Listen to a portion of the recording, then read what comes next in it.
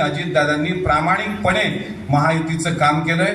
शेवटी बारामतीला सुद्धा फटका बसणं हे साधी गोष्ट नाही आहे. किती मोठं काम केलं बारामतीमध्ये मला सांगा.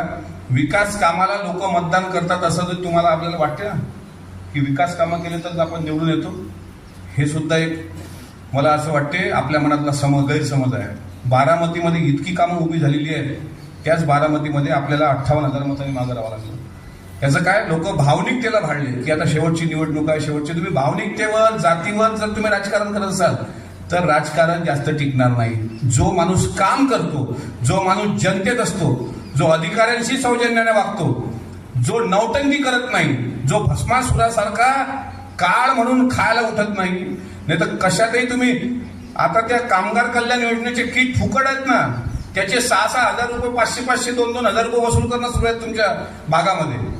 का आपल्या गोरगरीब बहिणी असतात त्यांना बिचारायला माहित नसतं की